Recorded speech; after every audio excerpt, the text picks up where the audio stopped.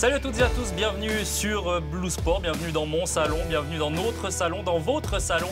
Désormais, c'est match après match, MAM pour les intimes. On va évidemment parler football, on va débattre, surtout on va être d'accord, pas tout le temps, enfin je l'espère, avec à mes côtés Nicolas Emenecre, Lorenzo Falbo et Thibert Pont. J'espère qu'à la fin de l'émission, on aura le sourire. Et s'il y a bien une équipe qui en ce moment n'a pas le sourire, c'est le FC Sion. On peut le dire, la maison brûle. Alors, petit jeu de mots pour dire que le maillot de Balotelli également est en train de brûler à tourbillon. Est-ce que le FC Sion peut tomber plus bas après cette défaite 4-0 contre Saint-Gall, messieurs? On peut toujours tomber plus bas, hein. Mais bon, après, c'est vrai qu'il y a un petit peu le feu dans la maison sédunoise.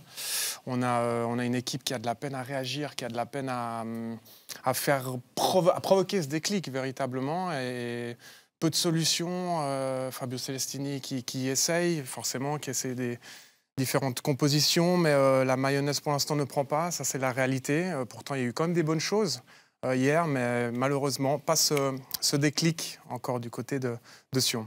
Mais comment on peut le faire venir, ce déclic? Parce que j'ai l'impression que peu importe l'entraîneur, chaque saison, on en parle, tout revient à chaque fois. Les mêmes choses reviennent sur la table et à chaque fois, c'est le même problème. Comment? Que faire? C'est un petit peu un éternel recommencement. Effectivement, on sent qu'il y a un potentiel toujours extraordinaire. En tout cas, sur le papier, c'est une équipe qui... Ça part souvent bien. Et, voilà, et puis après... On dit qu'il y a des leaders qui vont arriver, qui vont pouvoir changer la mentalité du vestiaire. Et on se retrouve quelques mois après. Et on fait les mêmes constats saison après saison. Mais pour répondre à la première question, est-ce que si on peut tomber plus bas? Oui, à la dernière place. En relativisant quand même. Et c'est peut-être la seule chose encore qui peut être pire pour Sion actuellement, c'est d'être dernier, et ça joue à la différence de but. Donc, Oui, mais la différence entre Winterthur dernier et Bâle 6e, c'est 5 points. Nous, on est sur un championnat où les choses vont très vite. J'étais au match hier soir, j'ai pas vu un mauvais FC Sion en première partie de match. Après, un goal qu'aurait dû mettre Sio, ça c'est l'occasion qu'il a, il doit la mettre au fond. Puis après, une erreur monumentale pour un joueur avec l'expérience de Cyprien. Voilà.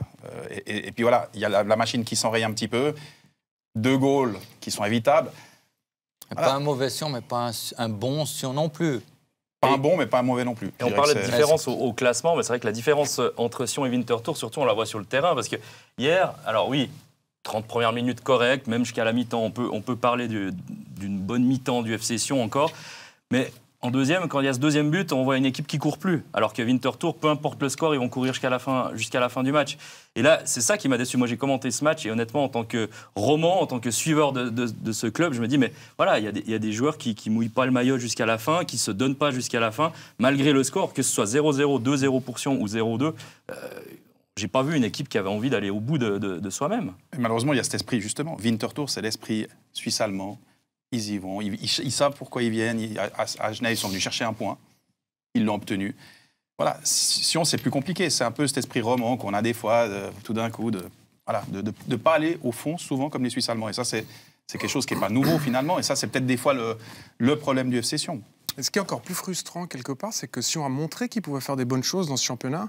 Au premier tour, on se souvient même contre Saint-Gall. Alors là, ils sont pris 2 claques dernièrement contre eux à la maison. Mais chez eux, ils avaient fait un super match.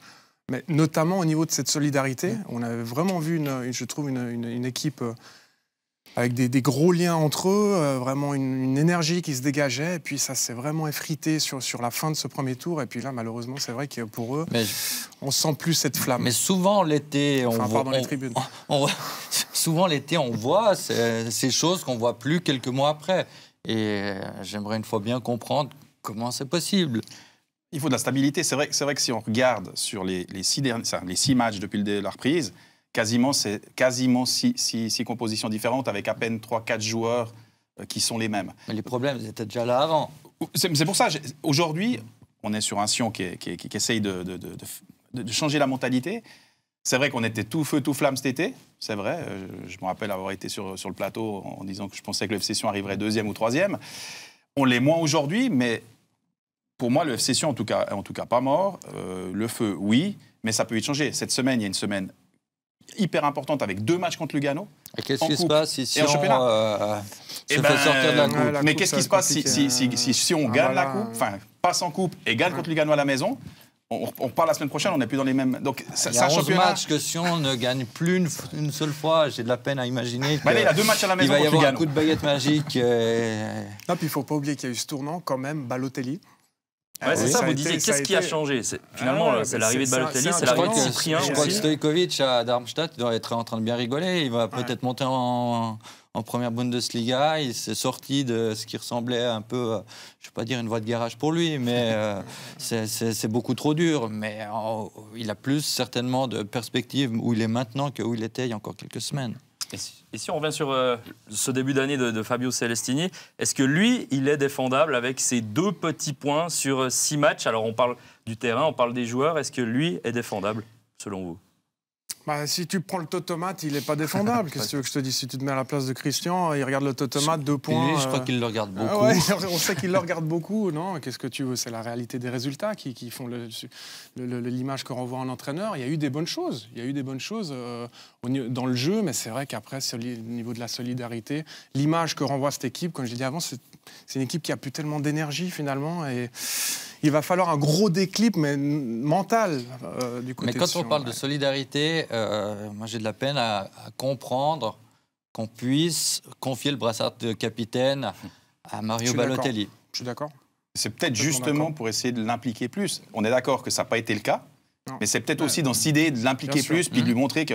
Alors, ça n'a pas été le cas. C'est vrai qu'hier, malheureusement, on l'a quasiment pas vu, il faut être honnête. Très peu, si ce n'est avec des gestes de dépit. Jusqu'à sa sortie, finalement, on l'avait presque vu plus au moment où il est sorti. C'est malheureux parce que ça donne aussi ça donne pas le feu non plus à ses coéquipiers. Mais justement, est-ce que ça coupe pas même ton vestiaire de donner le brassard à quelqu'un qui est là depuis quelques mois? Il y a des gars qui se donnent à 120% sur le terrain. Je ne sais pas ce qu'il est en train de penser actuellement. Voilà, par exemple. Hier, pas titulaire. Il y a des gars qui vont se dire, mais est-ce que moi, je vais continuer à courir, à me donner à 200%, alors que le capitaine à qui on a donné le brassard... fait la diff tous les matchs, tu peux lui permettre ça. Tu peux lui permettre ça, mais le problème, c'est que là, il fait pas la diff, il marque pas de but actuellement, et puis il court pas, et puis il lève les bras. Mais ça donne une image hyper négative pour ses coéquipiers, et puis ça donne effectivement pas envie de te défoncer pour lui. Un joueur va suivre son capitaine, et s'il est négatif dans son body language, bien sûr. C'est sûr qu'il n'est pas expressif comme capitaine, on est bien d'accord. Maintenant, je pense que Fabio a essayé de faire un déclic avec ça, en lui donnant des responsabilités. Voilà, sur le match d'hier, on est clair que sur les 2 derniers matchs, on est clair que c'est pas un capitaine dans l'âme. Ça, c'est clair. Mais ça, on le savait déjà avant. Je pense que là, c'est plus peut-être pour moi que Fabio essaye de dire, OK, maintenant, prends tes responsabilités parce que tu dois les prendre, parce qu'on t'a pris pour mettre des buts. Parce qu'aujourd'hui, c'est clair et net, Cyprien, Balotelli, ça doit être normalement Cyprien, la rampe de lancement, et Balotelli qui termine. C'était ça à Nice. C'était ça à Nice. Alors évidemment, mais à Nice, et on sait d'où est passé Cyprien, on sait où est passé Balotelli, on ne peut pas s'imaginer non plus que ça, ça allait revenir. Mais je pense que pour moi, Fabio, il essaie de donner un message. Maintenant, je reste sur qu'il y a 2 matchs cette semaine, ce match de coupe qui pour Sion est hyper important, mais comme pour Lugano, mais pour Sion encore plus. Puis il y a de nouveau recevoir Lugano à la maison. Donc 2 matchs à la maison. Espérons pour le FC Sion que la roue tourne finalement. Ouais, mais Mario Balotelli est sifflé à sa sortie. Il rentre directement au vestiaire. Quand on le voit rentrer sur le terrain à la mi-temps, il fait même pas les petits exercices. Il regarde les 10 autres en train de faire les petits exercices sur l'échelle. Alors là, on parle de capitaine, mais je parle même de joueurs dans un groupe, dans un effectif. Est-ce qu'il va aller même au bout de la saison? C'est une question que je me pose personnellement. Quand je vois le match d'hier, où je me dis, lui, il n'en a rien à faire des autres, il est là pour sa pomme. Je vais peut-être plus loin, trop loin, mais j'ai pas l'impression que Balotelli sera là au mois de mai.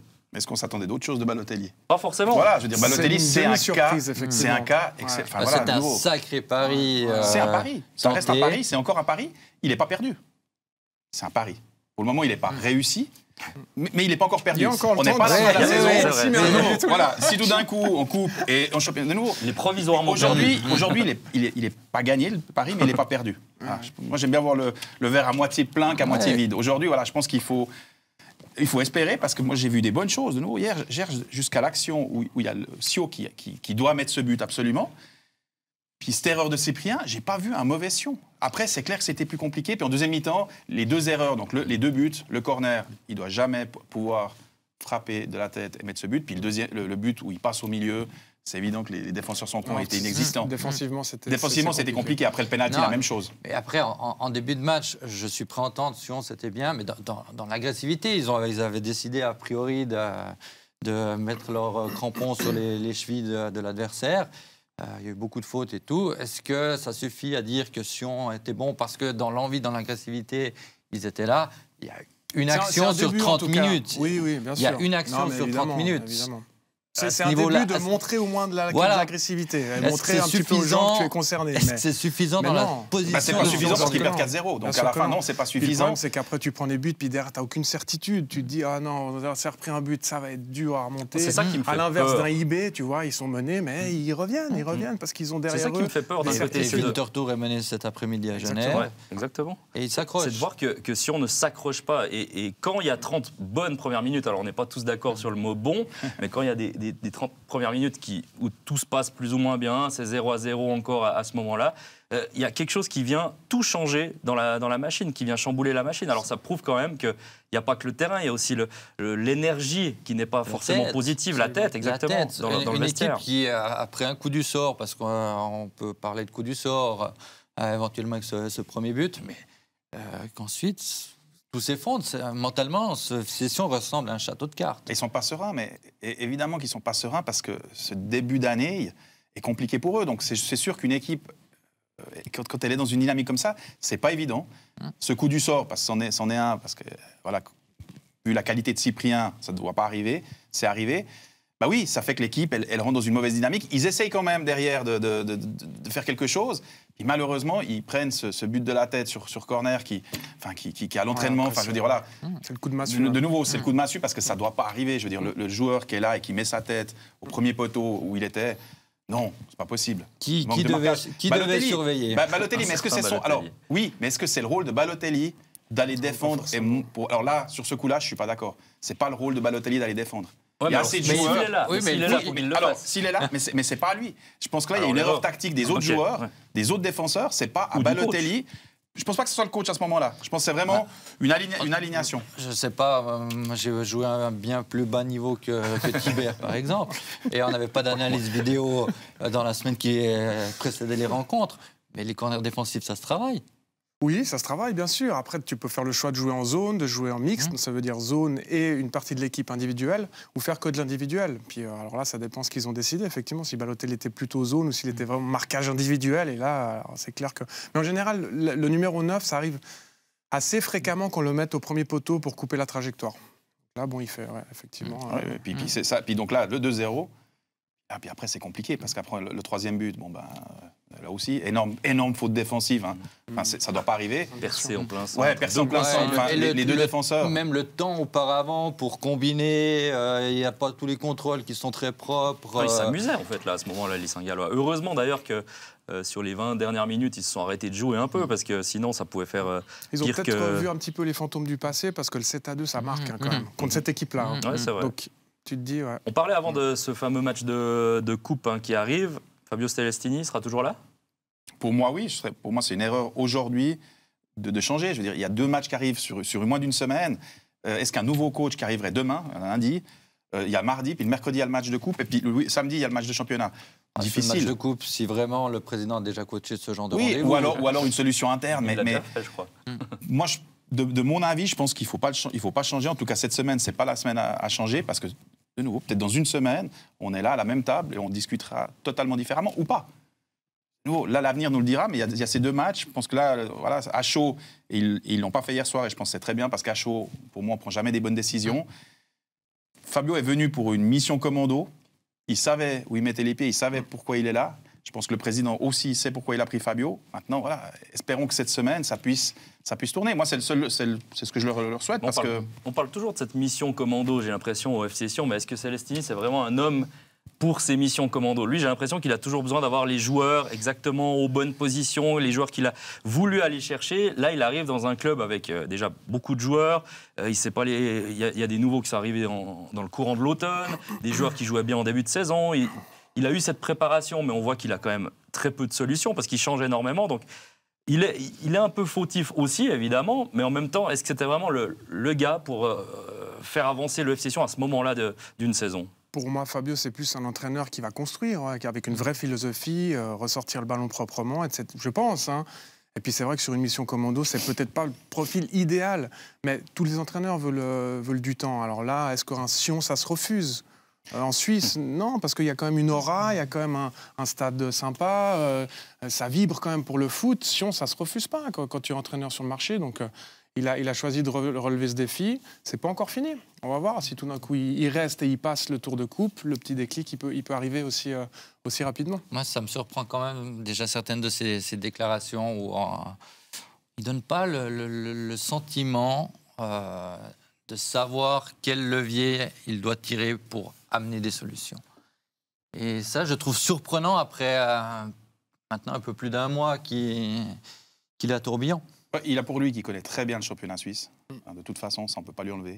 Il connaît parfaitement ce championnat, il connaît parfaitement ses adversaires. Il cherche des solutions. Effectivement, il ne les a pas encore trouvées, ou en tout cas pas complètement. Je pense qu'après, voilà, il a pris ce poste. Christian lui a donné. À eux maintenant d'aller de l'avant et puis de sortir le FC Sion de cette situation. Moi, je suis confiant. Voilà, peut-être que je suis à contre-courant de ce qui peut se dire, mais je suis confiant et je pense que cette semaine est une semaine hyper importante où les joueurs, de toute façon, ils sont pieds au mur. Aujourd'hui, ils sont là. Demain matin, ils sont pieds au mur. Ils ont 2 matchs hyper importants cette semaine. C'est où ils se réveillent tous. Et puis, inclus Balotelli, inclus Cyprien. Et puis, ils montrent de quoi ils sont faits. Puis peut-être que là, le week-end prochain, on sera dans une autre dynamique. C'est tout ce que je peux leur souhaiter. Là, ils ont eu un des pires, pour moi, sentiments que peut avoir un joueur de football. Enfin, tu pourras peut-être mieux en parler, Tibert, mais les supporters qui quittent le stade, surtout quand on connaît quand même le FC Sion, qui est un club de tradition, etc., avec quand même un joli groupe de supporters, ça doit faire mal, ça doit faire aussi donner un réveil le lundi. Tu te sens touché, tu te sens humilié quelque part et tu te sens touché dans ton orgueil. Et là, c'est l'orgueil du sportif qui doit ressortir. À un moment donné, tu as une fierté. Tu ne veux pas passer pour le con chaque week-end et puis prendre des claques à la maison devant tes supporters. Parce qu'après, il y a encore toute la semaine en ville qu'on te le rappelle. Voilà, qu'est-ce que vous foutez, machin, est-ce mouiller que le maillot, etc. Sion traîne encore en ville à Sion. En principe, tu essayes d'éviter. Et on ce genre de contact avec la réalité. Non, mais ça fait jamais plaisir. Ça fait jamais plaisir de sortir du terrain avec les fans. Mais c'est aussi le rôle des fans d'essayer de piquer leur équipe. À un moment donné, c'est peut-être aussi... Il faut le prendre que voilà, les fans, ils ont de nouveau un fan, ça reste quelqu'un qui vit pour le football, qui est un passionné. C'est sûr que d'aller au stade, puis de nouveau de se retrouver avec un 4-0 contre Saint-Gall, ça leur fait mal. Je veux dire, eux, ils vivent toute la semaine pour ce match du week-end, que ça soit à Genève, que ça soit en Valais ou ailleurs. Donc oui, ça leur fait mal. Mais peut-être le fait justement de piquer les joueurs, peut-être que ça va faire... Ils ont déjà essayé quand même de les piquer. Ils ont essayé. Espérons que cette fois, la piqûre soit profonde. Je ne veux pas faire l'avocat du diable, mais... Bon, là, ils ont brûlé le maillot, donc là, ils ont été loin. Donc... non, mais espérons que peut-être que ce geste un peu de dépit des supporters... Moi, j'étais au match. À la sortie, c'est vrai que c'était pas sympa. J'ai entendu pas mal de choses. Non, et on ne devrait pas en arriver là. Si on est supporter, on ne doit pas en arriver là. Pour moi, c'est un geste trop fort. Ça n'a pas lieu d'être. C'est trop extrême. C'est extrême, c'est extrême. Mais ça reste des supporters, ça reste des gens qui vivent. Il faut le prendre comme une motivation du côté des joueurs. Et puis, il faut se qualifier. Peu importe la manière, même au pénalty, mais il faut se qualifier. Il faut se qualifier. Parce que là, ça commence vraiment... Ah non, la qualification en coupe, elle est fondamentale pour l'FC Sion. Ça, c'est une évidence. Et surtout qu'ils enchaînent de nouveau contre le même adversaire 3 jours plus tard. Voilà. Et on sait que Lugano est venu gagner pour le premier match de la reprise à Sion. Bon, à voir. Hein. Mais c'était pas un mauvais match. Hein. C'était pas un mauvais match du tout. On en parlait, tu sais, j'étais sur le plateau ici juste après le match et on en parlait, on disait il y a un bon contenu, c'est vrai qu'on peut avoir de l'espoir pour ce FC Sion et tout, mais comme quoi, rien ne remplace la victoire. La victoire, c'est ce qui te lance, c'est ce qui crée une dynamique, c'est pas l'inverse, c'est pas le jeu de faire un bon match puis de perdre qui va créer une dynamique. C'est tellement important de gagner dans les têtes, ça te change toute la semaine. Et puis là, on voit aussi la différence avec Zurich, dont on va parler après. Zurich, il perdait 2-0 à Lucerne. Voilà, parfait. Ils sont un peu dans un meilleur mood quand même. Hein. La position au classement est quasiment la même mais en ce moment. Si tu reviens sur le début de championnat de deuxième tour de Zurich, ils perdaient 2-0. Et ils ont marqué 2 buts en l'espace de 2 minutes à la 89e, 91e. Et ça te change tout niveau mental. Ça te change tout. Et regarde, après, ils ont pu enchaîner parce qu'ils savent qu'ils sont capables de revenir, même dans les situations hyper compliquées. Et ils te font un deuxième tour extraordinaire, quoi. C'est la meilleure équipe. Sur ce printemps, c'est égalité avec IB. Alors, voilà. Si on regarde à leur place. Exactement. Si on regarde le classement, pour l'instant, c'est 22 points pour Winterthur et pour Sion, 24 pour Zurich. Mais quand on voit Zurich jouer en ce moment, on se dit quand même que ça doit être plus haut. Alors, on rappelle, hein, parce que certains ont déjà oublié, c'est quand même le champion en titre. Il y a eu un automne quand même compliqué, pour ne pas dire horrible par moment, dans cette formation, avec 3 entraîneurs différents qui se sont succédés. On a quand même l'impression que déjà, sur la fin de l'automne, avec Henriksen, il y avait déjà des prémices de quelque chose de mieux. Mais moi, honnêtement, si je vois l'effectif en ce moment de Zurich, pour moi, c'est le 3e meilleur effectif de Suisse. Derrière IB, derrière Bâle, on a une équipe qui doit jouer le haut du tableau. 3-4e place. Après, le grand changement, c'est que les attaquants, de nouveau, sont en confiance et marquent des buts. C'est ça.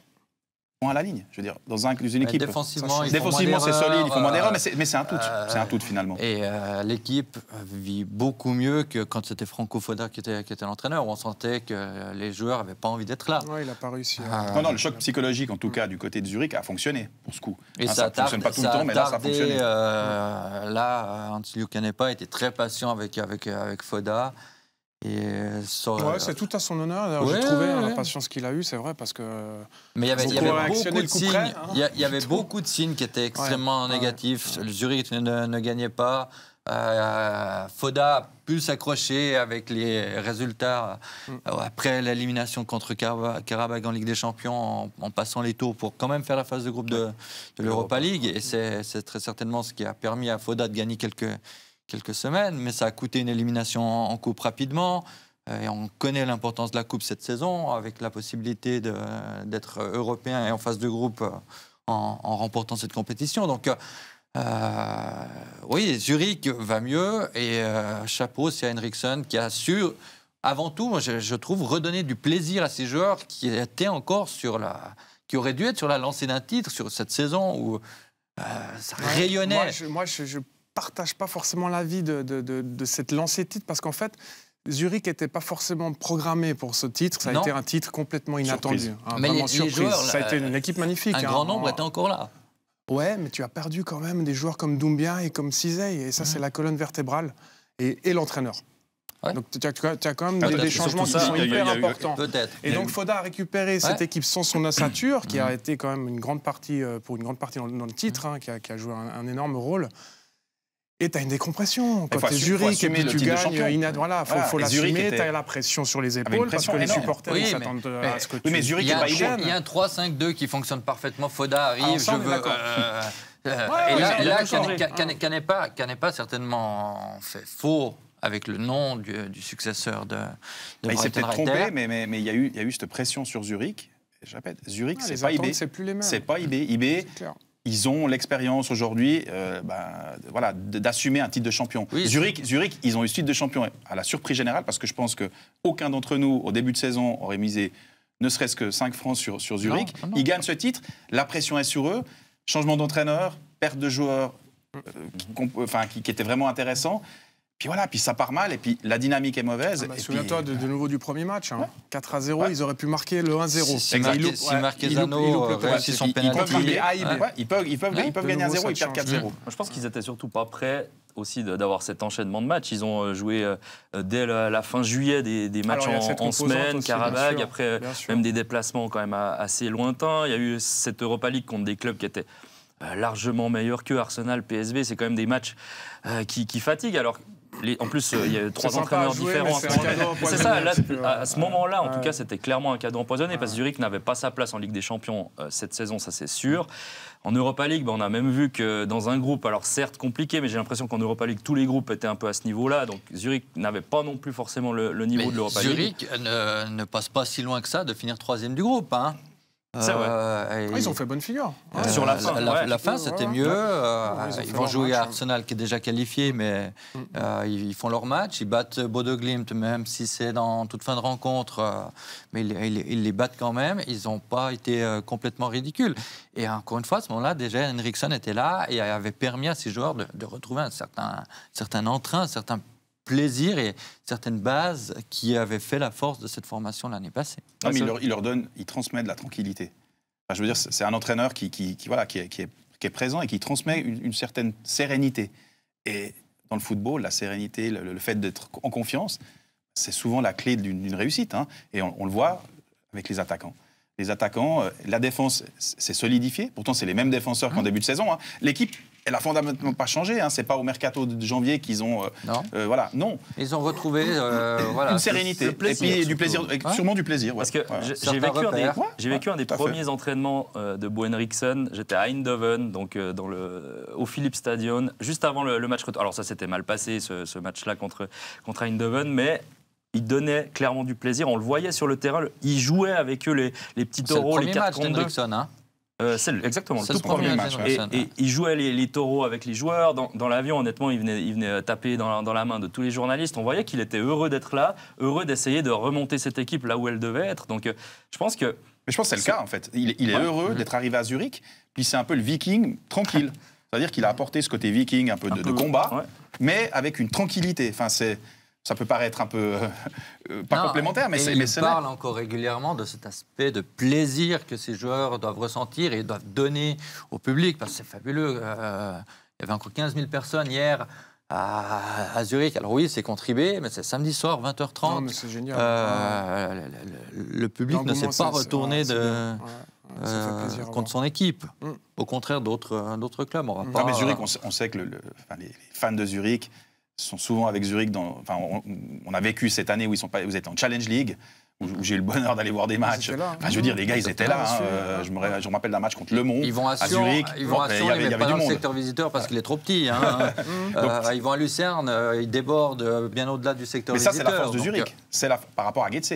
Si on prend les deux clubs de Zurich aujourd'hui, Zurich, ils ont ces fans qui sont là dans les bons et les mauvais moments. Et heureusement qu'ils étaient là dans les mauvais moments, parce qu'aujourd'hui, ils sont là, puis ils prennent du plaisir. Puis ça fait que les joueurs aussi... Enfin, c'est un enchaînement, finalement.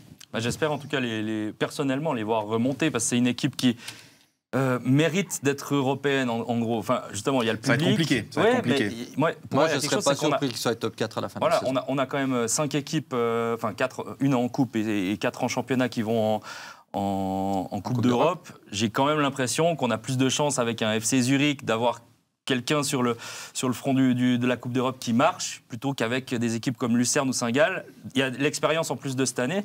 Personnellement, si on doit être sur la totale du football suisse, j'ai envie de voir Zurich européen avec IB, avec Bâle. Puis après, voilà, on aimerait bien Servette pour avoir un club roman, ça c'est assez clair. Mais Zurich, pour moi, doit être européen. Elle doit être. Après, ça se joue sur le terrain. Mais quand tu te mets un handicap comme ça au début de saison, c'est... Ils ont 10 points sur Servette aujourd'hui. Mais le talon est long. 10 points sur Servette dans un championnat où 3 ou 4 matchs par journée se terminent par des matchs nuls. C'est sûr, tu fais du surplace, justement. Mais c'est la réalité du football suisse cette saison, au final. C'est vrai que ça donne un championnat hyper serré où tout est encore ouvert. Ils peuvent accrocher une 4e place après dans les 3 premiers. Pour nous, supporters ou suiveurs, c'est sympa à suivre aussi. Mais c'est vrai qu'il n'y a pas vraiment de peloton de tête qui se détache. Et puis, il y a peu les 3 premiers qui sont un tout petit peu... Alors, on enlève IB. Servette a fait match nul aujourd'hui, Lucerne a gagné, ils ont récupéré 2 points, ils sont 4e. Aussi que Bâle va remonter sur la fin du championnat. On a parlé pas mal de... Tu as fait toutes tes transitions. C'est magnifique. On change. On a parlé pas mal d'Europa League. Donc là, on parle quand même d'Europa Conference League. Cette semaine, le FC Bâle, vous l'avez certainement suivi, enfin je l'espère. Ce match incroyable à Bâle, au Parc Saint-Jacques contre Trabzonspor. Il y a eu le 1-0 à l'aller. Là, il se qualifie 2-0 au retour. Bon, alors honnêtement, personnellement, j'ai suivi le match depuis le plateau ici. Pour moi, je qualifie ça de qualification miraculeuse. Et vous ? Qualifié. Heureuse. Mais c'est vrai que on m'a toujours dit c'est dans le chapeau qui est important dans les coupes. C'est comme en coupe. Voilà. Non, mais il y a beaucoup de réussite, toute la malchance, une partie de la malchance que Bâle a eu quelques fois cette saison. Beaucoup de fois. Je trouve qu'il pourrait facilement avoir 8-10 points de plus. Là, ils ont tout pris. Et puis, sur ce match-là, ils doivent être éliminés, c'est évident. Malheureusement, le football, c'est jamais une évidence. Et ils sont qualifiés. Donc pour eux, tant mieux. Aussi, hein. Voilà. C'est effectivement pour ça qu'on l'aime. C'est parce que justement, il y a cette indécision. Sur le match, il n'y a pas photo. Trabzon était en dessus. Et déjà au match aller. Aujourd'hui, Bâle est qualifié, ils vont jouer contre le Slovan. Mais tu vois, je pensais que justement que ça allait les lancer sur une nouvelle dynamique où, pour moi, ils allaient gagner aujourd'hui à Lugano. Mais on a vu qu'ils sont tombés dans leur travers. Voilà, ils retombent un petit peu dans leur travers. C'est compliqué, quoi. Mais c'est vraiment compliqué. il y a une semaine en arrière, est-ce qu'ils reviennent de 0-2 à 2 partout? Ouais, c'est exactement ça. Non, probablement pas, justement. Non, là, ils ont fait preuve de Et, caractère aujourd'hui. C'est plutôt encourageant. Ça leur a effectivement. fait certainement du bien, cette qualification. Et- Mais Là là aussi, aussi, il y a une confiance qui est en train quand même de monter clairement à Bâle. Alors, Ouais. on peut parler de Super League où on va les voir plus haut, mais finalement, il y a aussi un 8e de finale. C'est quand même un 8e de finale, c'est pas mais là, rien à jouer. ils vont enchaîner Coupe de Suisse contre Saint-Gall à Saint-Gall Gros et programme. championnat à Lucerne. Donc là, de nouveau, ils enchaînent. Et directement derrière, le match d'Europa League. Là, ils ont de nouveau Et après, ils, vont 3 à matchs. ils reçoivent Saint-Gall. Ils reçoivent Saint-Gall et ils vont à IB. Et ils jouent le retour au milieu. Le retour, ouais. Et ils jouent le retour au milieu. Donc, calendrier très compliqué pour Mais ils ont Bâle. un effectif quand même bien fourni. Aujourd'hui, on a vu, il y a quand même 5 changements par rapport à jeudi. Alors, ça a Ils été l'ont depuis Ils ont 12 le début de la attaquants saison. et, ça a été, ça a été quelques plus défenses. compliqué du coup contre Lugano, mais c'est vrai que si on doit... Alors, je ne connais pas le championnat slovaque par cœur, mais si on doit se dire, sur la Conference League, tomber en 8e de finale contre le Slovan Bratislava, c'est plutôt une bonne pioche pour espérer aller encore plus loin. Alors, il y avait des beaucoup plus gros morceaux, ça c'est évident. Maintenant, le Slovan Bratislava, c'est 2e de son championnat, 2 attaquants en feu. Ça va être, ça va être certainement... Ça reste un bon tirage à ce stade de la Par compétition. rapport aux Oui, autres, huitième, tirages ça qu'il aurait va, pu avoir, ça va. mais bien sûr, puisqu'il aurait pu prendre Villarreal, ils auraient pu prendre... Enfin, il y avait vraiment des gros clubs. Aujourd'hui, oui, c'est peut-être un des meilleurs tirages que pouvait avoir Bâle. Maintenant, Et à eux de ils jouer. connaissent, Ils les ont sont joués avertis, pour les deux côtés. Ouais. Oui, non, mais ils s'étaient passés à travers un petit peu. C'est ce qui leur C'est avait ça, coûté la première place et de devoir rejouer ce barrage, 16e de finale, play-off, vous l'appelez comme vous voulez. Mais ils auraient pu éviter ce détour par Trabzon pour atteindre ce stade de la compétition. Et avec la philosophie du FC Bâle, cette volonté de mettre en vitrine des joueurs, je pense qu'on mettra plus en vitrine pour David Degen des joueurs en jouant en 8e de finale contre Bratislava que jouant un dimanche, la 23e journée, je crois qu'on est à ça, à Lugano. Oui, mais justement, est-ce qu'ils ne vont pas perdre encore plus d'énergie dans ces matchs-là qu'ils ne peuvent pas avoir en championnat? Puis Mais c'est après, peut-être aussi normalement, ça qui est ils ont compliqué. la profondeur justement Ouais. Est-ce d'effectifs. qu'ils doivent pas les Ils ont la Ouais, profondeur, c'est mais très vrai. déséquilibrée. Parce qu'aujourd'hui, ils ont offensivement, Ils ont c'est une exceptionnel. pléthore, Ils ont peut-être ce qui se fait de mieux en Suisse, si on enlève IB. Défensivement, c'est loin d'être le cas. Ah bah, on a vu contre Trabzon que c'était très C'est très loin d'être le cas, compliqué, donc, ouais. Comas va revenir aussi, il y a quand même certaines options. Mais finalement, Bâle a presque rien à perdre maintenant dans cette compétition. On l'a dit, plutôt un bon tirage là, de tomber en 8e de finale contre le Slovan. Les objectifs numéro 1, ça risque quand même d'être le championnat, voire la coupe. Mais Le championnat, Pourquoi pas, je crois qu'il faut l'oublier, le championnat, s'ils arrivent à faire 4e, 3e, ouais, justement, il ne faut pas oublier ça. voilà, ou Ils vont 2e, viser la peut-être. deuxième Ils doivent place. viser le podium. Voilà, je ils doivent pense viser le pas. podium, Et puis la Coupe d'Europe, c'est du bonus. Et puis ils doivent y C'est aller ça. sans pression. Mais c'est génial à jouer quand tu es joueur et puis tu es en 8e. Attends. Bah, c'est quart de finale Ça après, arrive pas donc tous les s'ils jours. y Ça va passent. très vite. Donc non, c'est génial à jouer. Et puis ça va être Puis il y a la super Coupe de Suisse au intéressant. milieu. Et puis pour le football suisse, Là, c'est aussi la vitrine. Bah, tu vois, Degen, il est content. On Ah, lui, oui. n'a pas chaque année. Là, je trouve qu'on est en train de parler d'un 8e de finale de Coupe d'Europe comme si c'était la norme pour le football suisse. Non, c'est génial. C'est pas la Non, Coupe c'est- Intertoto, quoi. c'est- Ouais, Ne non, l'oublions alors pas. après, c'est que cette Conference League, Ouais, c'est c'est une ligue qui, particulier. aujourd'hui, qui est encore pas assez médiatisée. Mais quand on regarde les équipes qui y sont, en 8e de Il y a finale, du beau monde. il y a du beau monde. West Il y a Ham, il y a des Lazio. super matchs.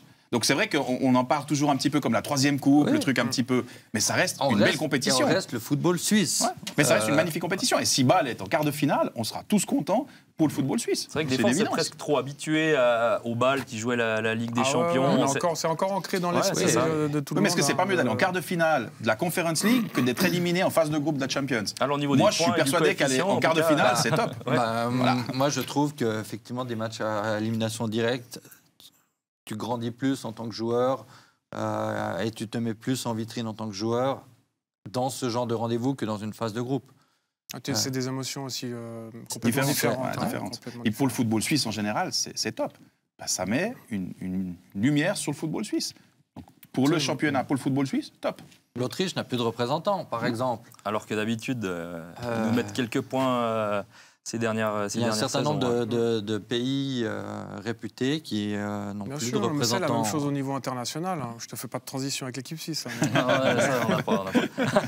Mais on s'est peut, habitué, hein, mais- on s'est habitué aussi à avoir l'équipe C'est vrai. suisse qualifiée, qui passe les phases de groupe, mais c'est exceptionnel. C'est un exploit à chaque fois. C'est sûr qu'en étant la Suisse, d'être qualifié pour toutes les compétitions sur ces 20 dernières années, quasiment, c'est exceptionnel. Donc d'avoir un FC Bâle en 8e de finale, potentiellement avec un tirage qui peut l'amener en quart, c'est fabuleux. Et un mot sur Heiko Vogel, qui est l'entraîneur actuel de ces Moi, j'aime bien le Bâle. personnage. J'aime bien le personnage. Et puis, il a repris un petit peu comme ça cette équipe qu'il connaît quand même malgré tout très bien. Et force est de constater qu'il a redonné un petit peu d'envie. Et puis, de nouveau, il essaye comme Alex Frey, il essaye un petit peu. Mais il a quand même trouvé une certaine ossature, j'ai l'impression. En tout cas, il y a un 11 qui se dessine plus ou moins. Voilà. Et il y a un peu plus d'expérience que pour Alex Frey, peut-être, qui est arrivé à Bâle un peu tôt, je pense, dans sa carrière d'entraîneur. J'ai l'impression qu'il y a énormément de talent dans cette équipe. Fogel a du vécu. Ouais. Mais justement, il arrive peut-être à tirer le meilleur de certains joueurs qui, jusqu'à maintenant, ne le montraient peut-être pas. Amdouni est un excellent joueur. Il était déjà dans les très bons joueurs de Bâle en début de saison, mais j'ai l'impression qu'il a encore passé un palier en ce moment. On revoit Zekiri qui marque quelques buts en ce moment. Même, pour moi, Fabian Frey, il a passé un automne, pour moi, très compliqué. Là, je le trouve bien, en tout cas sur les matchs contre Trabzonspor que j'ai vus. Il est là, il est serein, il a joué en défense centrale. L'autre jour, c'était le leader et j'ai l'impression qu'il vit les matchs différemment qu'avant. Alors, je ne sais pas si c'est Heiko Vogel qui a tout changé. C'est peut-être aussi... Alors, certains n'aiment pas que je parle de déclic ou de choc psychologique, mais des fois, quand on change de coach, on repart à zéro. Non, en tout cas, on chez avance. Heiko Vogel, on parlait d'Henriksen tout à l'heure. Chez Heiko Vogel, On retrouve trouve un petit peu... ces leviers, plaisir, oublie un petit peu le résultat, le contexte et tout ça. Et a priori, ça fait aussi du bien à cette jeune équipe, ne l'oublions pas, qui peut-être avait elle-même beaucoup de pression venant de l'extérieur et s'était mis une certaine pression. Parce que ces joueurs, on leur vend un projet, vous allez pouvoir vous mettre en évidence, vous allez pouvoir rejoindre des grands clubs. Et quand ça ne marche pas, quand on ne se met pas en évidence, quand les choses n'avancent pas, ça doit travailler un petit peu le cerveau de ces jeunes joueurs qui n'ont pas le vécu de Fabian Frey, d'autres, de Michael Lang ou de Marvin Hitz. Non, mais Vogel apporte ce recul, en fait. Je pense qu'il a un peu plus de recul. Il arrive à un moment donné où il ne peut pas faire pire que ce qu'a fait malheureusement Frey. Il y a moins de pression. Puis il a un peu de recul et il a cette expérience. Donc tout ça mis ensemble, ça fait un mix qui fait que ça fonctionne peut-être mieux. On l'a vu aujourd'hui qu'ils reviennent à 2-2. Il y a encore peut-être un mois, ça n'aurait peut-être pas été le cas. Donc, en tout cas, qu'il a apporté quelque chose. Oui, il connaît cette équipe par cœur puisqu'il était là. Ce n'est pas quelqu'un qui arrive de l'extérieur. C'est quelqu'un qui a une énorme expérience. Et un crédit auprès des supporters parce qu'il a déjà gagné. Et peut-être des joueurs. Et aussi, peut-être des joueurs, oui, c'est certain. On a parlé Europa League, Conference League. Il nous reste environ 5 minutes, si vous le voulez bien, pour parler de la plus grande des compétitions. Messieurs, il y a les matchs allés qui se sont terminés cette semaine. Et notamment, mardi soir, quand même, le gros match Real-Liverpool. Enfin, dans l'autre sens, Liverpool-Real, 2-0 pour Liverpool, puis badaboum, 2-5. À Anfield, c'est la plus grosse défaite de Liverpool à domicile en Coupe d'Europe. Ça, c'est quand même une sacrée claque. Un match historique, historique finalement. Mais c'est vrai qu'il se passe quelque chose quand même quand il y a ce Real qui joue en Champions League ces dernières années. C'est assez hallucinant quand il y a... Ils sont portés par quelque chose. C'est vraiment quelque chose presque d'irrationnel. Alors oui, c'est une équipe extraordinaire sur le papier, mais ils retournent des situations invraisemblables. Mais c'est aussi du talent, bien sûr. Et tu as des joueurs qui émergent, Vinicius qui émerge, qui prend ses responsabilités aussi, Benzema, bien sûr. Mais je sais pas, il se passe un truc vraiment spécial. C'est un club qui transpire la victoire. Et on le ressent en allant à Madrid, en allant à Santiago Bernabéu. De la manière aussi que les jeunes joueurs sont intégrés, quand ils arrivent, ils sont entourés par toutes ces vieilles gloires. Mais les anciens joueurs qui eux-mêmes ont gagné des titres et expliquent l'importance que ça a de gagner des titres. Et c'est un cercle vertueux. Il y a des cercles vicieux qui font plonger des clubs. Là, il y a un cercle vertueux. Après, on ne peut pas dire que Liverpool n'a pas aussi le sens de la gagne. Aujourd'hui, on est sur un Liverpool très différent du Liverpool des 2 dernières années. On parlait là du Real. C'est vrai, mais si on voit le match, Liverpool ne fait pas un bon match. En championnat, ils sont de loin pas au top. Mais qu'est-ce qui arrive à Liverpool Liverpool, ils ont déjà perdu des joueurs cet été et ils les ont remplacés par d'autres qui sont peut-être pas au niveau parce qu'ils sont jeunes. On voit Gakpo devant, qui est un super joueur, mais encore très jeune. Basijevic, qui est titulaire, qui est un super joueur, mais qui a 18 ans. Il a été tout à fait dominé sur son côté. Et après, on a en face un entraîneur comme Ancelotti qui a, pour moi, joué tout juste sur ce match-là. À un moment donné, autour de la 70e minute, il a fait un changement de côté entre Modric et Valverde pour limiter les actions offensives de Liverpool. Franchement, c'est certainement une des clés pour lesquelles Liverpool revient. Puis il y a des erreurs. Le gardien qui fait une erreur énorme. Ah ouais. Courtois en fait une énorme, c'est ça. Côté, ouais. Mais en fait, pour moi, ce qui a transpiré, c'est la tranquillité du Real Madrid. Ouais, en fait, ils étaient là tranquilles. On le voit d'ailleurs à l'image après le 2-0, tranquille, très serein. Et 15 minutes après, c'est la marque de fabrique. C'est quand même assez fou. Alors là, on parle de la sérénité d'un côté. J'ai l'impression qu'il y a de moins en moins de sérénité pour un certain Jürgen Klopp, parce que alors, c'est un super entraîneur, mais ça fait 7 ans. C'est déjà 2 tempéraments différents. C'est clair, mais ça fait 7 ans qu'il est là. Est-ce qu'il n'est pas au bout de son histoire à Liverpool aussi? Peut-être. Il vient de vivre 2 saisons exceptionnelles. Il a tiré. Je pense qu'il a tiré le maximum de ce qu'il peut tirer. Cette année, c'est sûr que c'est une saison compliquée. Encore ce week-end, ils ont fait match nul. C'est pas évident. C'est laborieux. C'est laborieux, c'est compliqué. Salah, en Champions, il a quand même marqué 8 buts. C'est bien. Mon championnat, je crois qu'il est à 8 buts. Quand on dit qu'à 8 buts. Mais c'est Salah. Ils ont perdu Mané.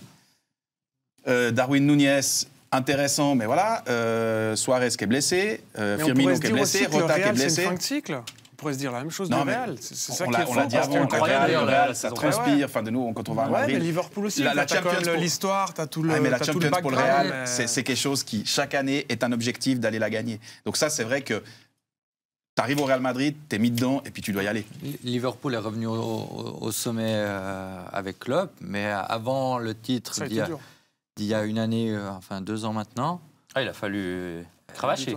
Mais c'est pour ça qu'on peut rien reprocher à Klopp. C'est début des années 90, le dernier titre en Première Ligue. En Ligue des Champions, il y a eu d'autres choses. Il y a eu 2005. Mais Liverpool, dans le championnat d'Angleterre, ben voilà, cette habitude de gagner, elle a quand même eu le temps d'être perdue. Non, puis il y a que 2 saisons, comme tu le dis, il n'y a que 2 saisons qui étaient très bonnes. Mais c'est vrai qu'avant, c'était compliqué. Real Madrid, c'est chaque saison, il joue la Liga. Et ils jouent la Champions League. Enfin, ils jouent les 2 championnats à fond. Aujourd'hui, en Liga, ils sont un tout petit peu décrochés par le Barça. Ça peut encore évoluer, mais ils ont pris un peu de retard quand même. Mais la Champions, on sait qu'ils vont tout faire pour aller au bout. Et puis, on peut être persuadé qu'il y a de fortes chances qu'ils arrivent de nouveau en finale et qu'ils peut-être... il reste un match aujourd'hui, retour. Il reste un match retour. Ouais, mais alors aujourd'hui, aller gagner 3-0 ou 4-0, ça, j'y crois pas. C'est un peu plus pour piquer qu'autre chose. Après, il y a d'autres équipes intéressantes de cette Champions, mais Real Madrid reste le grand favori pour cette Champions League. Bon, je suis sûr que, messieurs, on a encore énormément de choses à dire. Il y avait d'autres matchs en Ligue des Champions cette semaine, mais 45 minutes, c'est très court. Merci en tout cas d'avoir participé à cette émission. Et quant à vous, si vous voulez suivre d'autres débats, vous pouvez nous écouter en podcast, évidemment, notamment sur Spotify. On vous souhaite une excellente soirée sur Blue Sport. Bye bye.